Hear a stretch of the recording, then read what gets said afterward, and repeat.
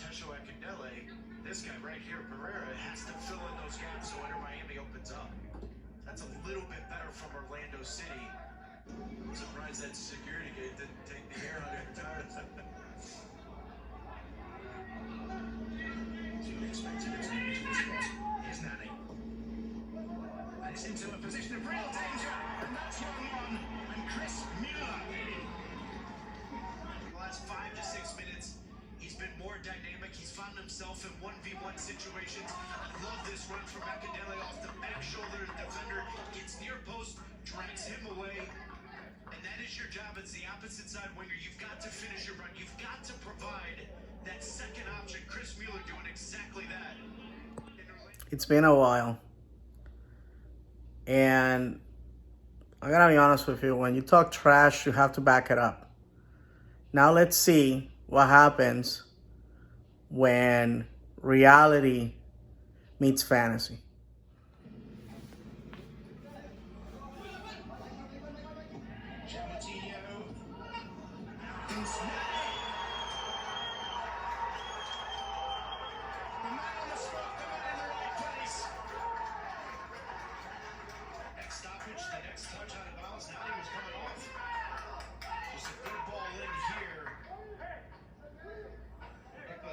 Was not watching where this ball was. It ends up hitting off the back of him and falls directly to Nani. And we said it in the second half. If Orlando City is going to somehow find a way to get back into this one and ultimately take 3 points, it's because Nani got involved in the game. The assist on Chris Mueller's goal, yes, it's a gift in extra time, but a goal is a goal, and Nani puts one away.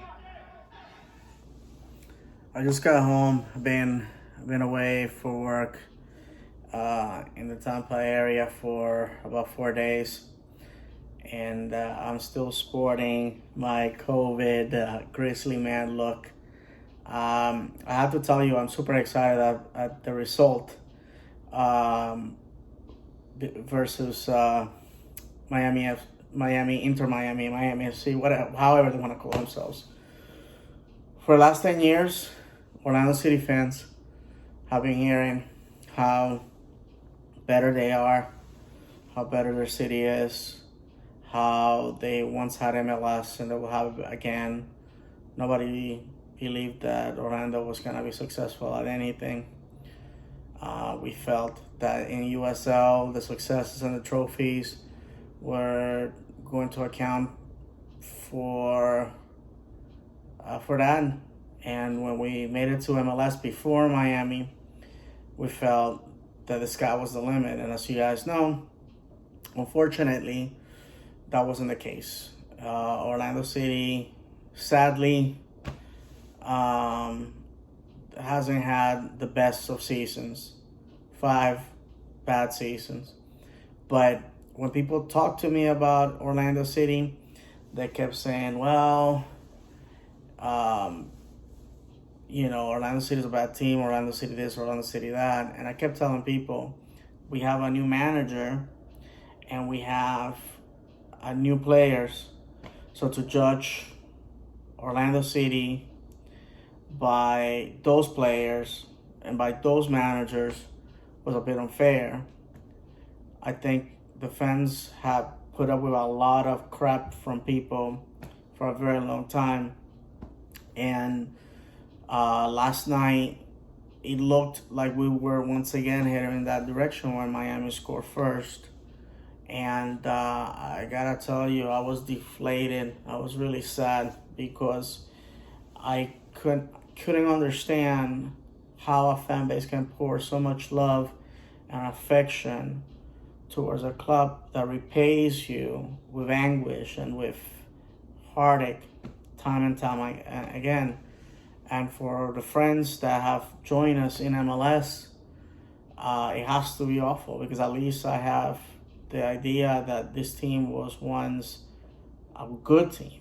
Yes, in a different league, but still a good team. And I still got to see a Orlando City player lifting a trophy. But I had the opportunity to watch the game with a lot of friends on Zoom.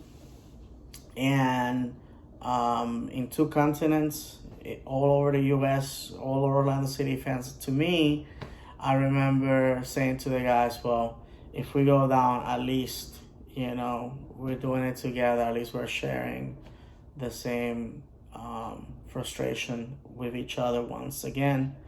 And I felt that the trolls were just going to go ahead and go after us again, which is very normal nowadays.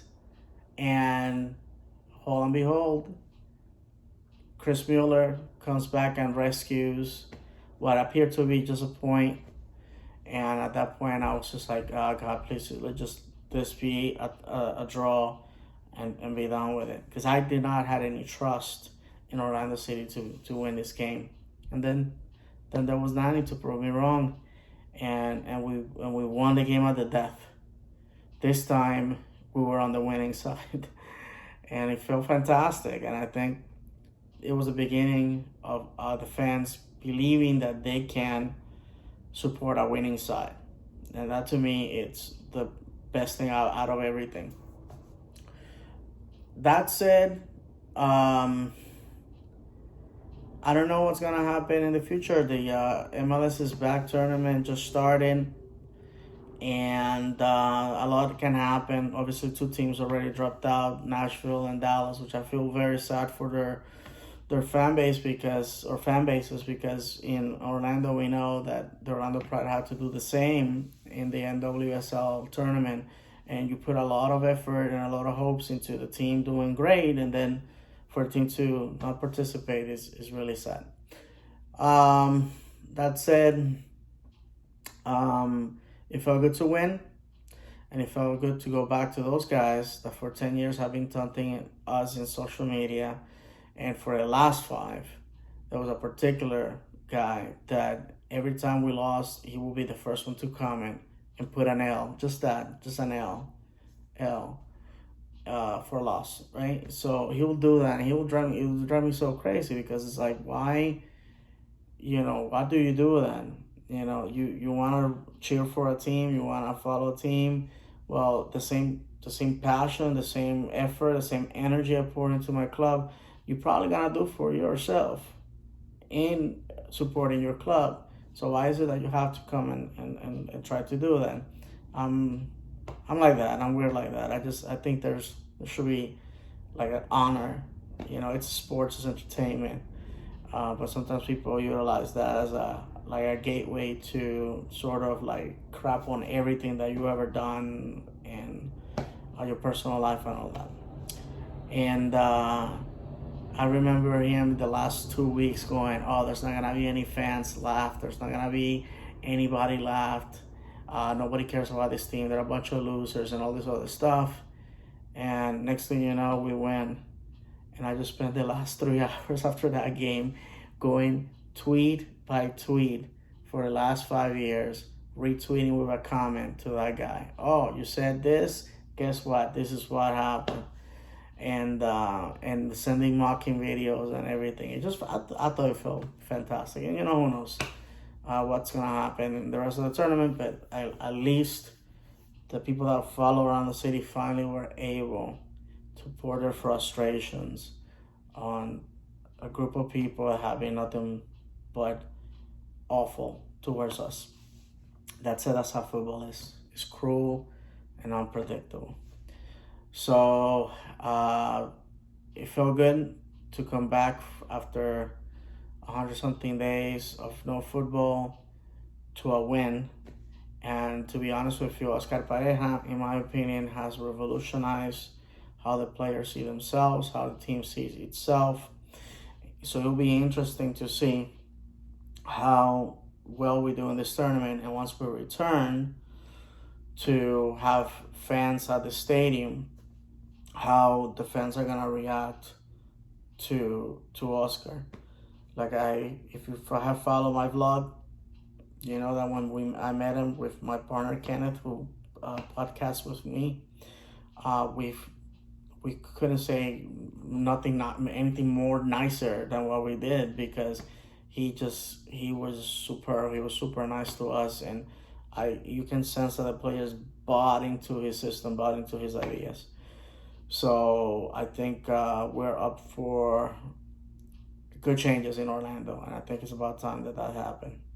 With that said, thank you for watching the vlog. This is a compressed video of what I usually do, but like I said, I wanted to share that with you guys. The one thing I missed is that there was no people at the stadium. I wish we had that, or that had happened at home. I think it would have tasted better to defeat Miami in our house, but unfortunately, we'll have to wait for that. So with that said, vamos Orlando. Thank you for watching.